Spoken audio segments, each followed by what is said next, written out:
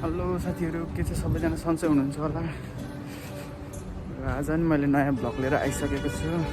र आज नि म काममा जाँदैछु। मेरो चाहिँ आजकल छुट्टी छैन नि त, डेली काम छ, त्यही भएर कति जानु पनि पाएको छैन।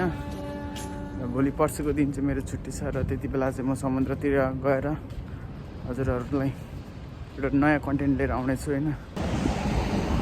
र तपाईँहरूलाई के भन्नु थियो भन्दाखेरि मैले चाहिँ हिजोको भिडियोमा चाहिँ माथिबाट भोइस हालेको थिएँ होइन, भिडियो बनाएर पछिबाट भोइस हालेको थिएँ। त्यो चाहिँ राम्रो सुनिएको थिएन र आज चाहिँ मैले यही भिडियो बनाउँदै भोइस लाउँदै गरेको छु। कस्तो सुनिन्छ कमेन्ट गरिदिनु होला। म चाहिँ काममा जाँदैछु, काममा पुग्न आँटेँ। अब अरू टाइम त भ्याइँदैन। अब यही काममा जाँदाखेरि भिडियो बनायो, त्यस पछाडि बेलुकाको रुम गएर एडिट गरेर, त्यो पनि बेलुका ढिलो छुट्टी हुन्छ नि त, 10, साढे 10, 11 बजीतिर छुट्टी हुन्छ।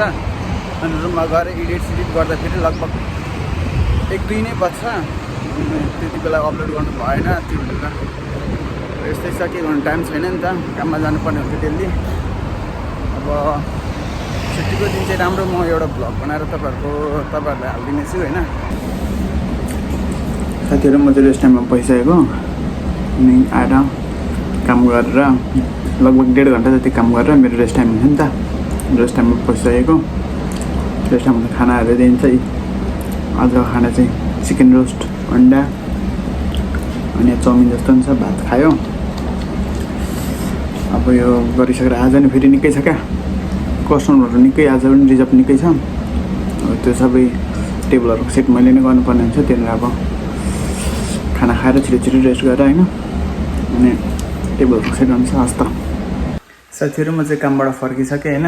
अनि फर्किँदाखेरि भिडियो बनाउँ कि भनेको, त्यति बेला अलिकति मान्छे धेरै थियो र आज बाटोमा थियो भनेर भिडियो बनाउनै पाएन।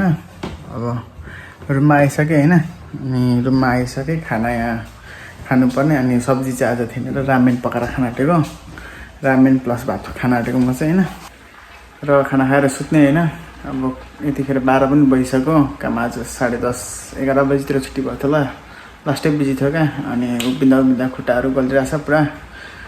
अब खाना खाएर सुत्ने हो। अनि एडिट गर्दाखेरि लगभग मेरो आज 2 बज्छ होला, 2, साढे 2 बज्छ। अनि भोलि बिहान पोस्ट गर्छु होला साथी यो भिडियो म होइन। ल, सबैले भिडियो मन परेमा लाइक, सेयर, कमेन्ट गरिदिनु होला है त साथीहरू।